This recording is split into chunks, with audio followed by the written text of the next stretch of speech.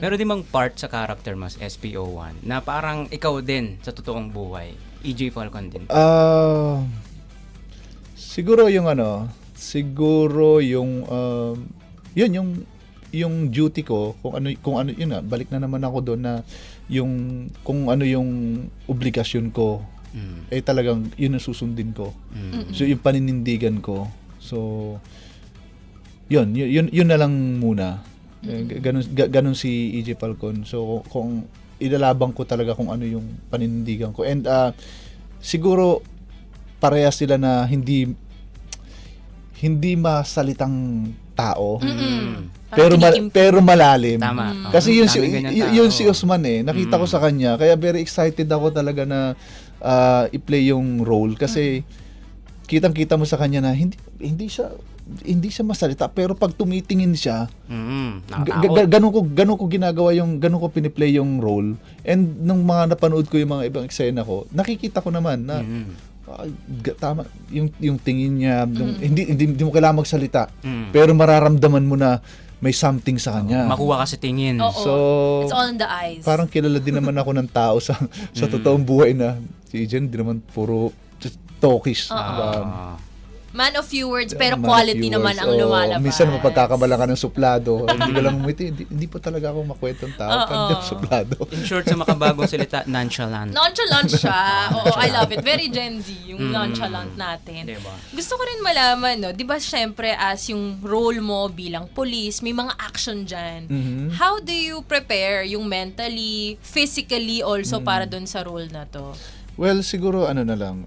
Siguro advantage ko na lang din. Una, nakagawa na ako ng maraming action serye or pelikula. Siyempre, bago natin ginawa to, yung physical training, nandun yun. Nandun pa rin yung pag-aaralan mo humawak ng tamang ng baril, ng baril. So, and siyempre yung ang very challenging kasi dito ay yung role mo as a Muslim. Kasi kailangan nating maging careful, maging sensitive tayo. Yes. Kasi hindi tayo pwedeng magkamali. Kasi alam mo nyo naman, madali lang gumawa ng action. Yes, kaya. Mahirap pero kaya. Pero yung tayo ay magkakamali, wag naman doon sa mga kapatid nating Muslim. Kasi ginamit na nga natin yung mga Muslims I mean, ito para sa kanila din tong serye na to. So, sana yun very challenging, pati yung pronunciation, di ba? So, hindi tayo pwedeng magkakamali. For example, yung isa, ang tawag kasi doon sa yung hinuhuli namin, Dato Raman. So, syempre, pag Christian ka, pwede mo sasabihin Dato Raman pala. So ako ngayon, pag pinapanood nyo, sana maintindihan to ng mga tao, mga viewers natin na bakit si Usman Dato Rahman? Kasi pag Muslim ka pala, yun yung pronunciation. Dato Rahman. Parang may K. Oo. So pag ikaw na hindi ka Muslim, pwede mo sabihin sila Richard, yung ibang mga characters, Dato Rahman sila. Ako Dato Rahman. Kaya sabi ko, baka hindi magets ng tao yun. So sige, pag nag-guess na lang ako sa saan, sabihin ko na lang din na ayun, baka kasi isipin nila, uy, ginud nila, nabulol si EJ. Mali yun. Ba't ginud ng ABS? Hindi po ganun. Kasi hindi naman lahat maintindihan. Yes. Mga Muslims nang makakaintindi nun. Yung talagang detail nun, Detail, diba? oo. Which is so nice. Kasi diba yung mga ganong bagay, parang it shows also yung respeto mo dun sa kultura, and respeto mo sa mga Muslim brothers and sisters. dagdag ko na lang, thank you to sa pagkakaalam ko, gusto ko mag-thank you kay Senator Robin Padilla for that. Kasi alam ko isa din siya sa nagsabi nun sa creative and sa creative na ito yung dapat. Kasi may nag-consult din nag-consult din sa kanya. So lumapit ka rin kay Senator Robin? Ano naman kami, kahit hindi naman pupunta ngayon doon, I mean, malapit din talaga ako doon Kasi yung last namin ginawa, yung Bad Boy 3. So, yun. Last question ko na to about sa Blood versus Duty. Meron ka bang particular action scene na talagang na-enjoy mo siya i-film or dapat pagkaabangan ng ating mga ka-vibes and Dito viewers? sa Blood versus Duty?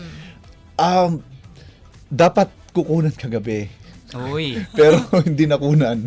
Kasi nga, ang daming may mga dinagdag lang naman. No? So, ako naman, okay lang sa akin kasi para mas mapaganda, mas may time. Kasi, for example, kagabi, kunyari, hanggang 12 midnight kami magti-taping, 10 p.m. mo kukunan. So, mamadaliin yun kasi kailangan tapusin na. So, ako naman, okay lang. At least sa next taping days, yun ang pwede namin gawin. Kagabi dapat yun eh. So, pinaghahanda ko. Kung nag-taping kami kahapon, nung isang araw, nag-training kami para doon. So, umattend ako ng training. So, sabi ko, kukunan na tomorrow. Hindi nakunan nga. Kasi maraming mga nadagdag na mga priority. Kasi mas earlier sequence. Well, mukha namang marami talagang pagkakaabangan ng mga Tama. scenes. And syempre, yung pinaka-storyline din ng Blood versus Judy. Bakbakan no? kung bakbakan kasi Oo. talaga eh. Pangalan pa lang eh, game yan eh. Blood versus Judy. I love it. Call of Parang iba yun. Ay, iba ba yun? Partner iba. Hindi, pero kasi parehas gera-gera din yun eh. Oo. Ang galing. Pero ang kagandahan sa Blood versus Duty, mas malalim nga yung kwento. Yes, ang lalim ng kwento niya, Yes. di ba? Hindi lang siya typical na Action. action. Action. Na, kasi Yes. madali lang gumawa ng action. Pero ito action talaga na punong-puno ng puso. Yung story ng family, ng magkapatid, ng magkakaibigan, the conflict of Muslims and Kristiyano, yung mga ganon, Tama. ng pagiging pulis, yung mga ganon. So, Very, maraming conflicts. Tama, very ngayon, timely. Oo. Yung mga panahon nga gerahan ngayon, di ba? Yes. So marami din tayong mapupulot na aral, Yes. di ba, Opo, sa yes Blood po. versus Judy. So, EJ, moving forward, ano yung mga aasahan natin sa'yo naman, personally? Like, di ba nag-a-action tayo ngayon? Meron ka bang balak na bumalik sa mga soap opera, drama? As sabi ko nga kanina, dun sa sa ginawa namin isang guesting ko, yung mga pinakita doon para mga clips ng mga dating mga past projects. Pumasok doon yung 14. Oy.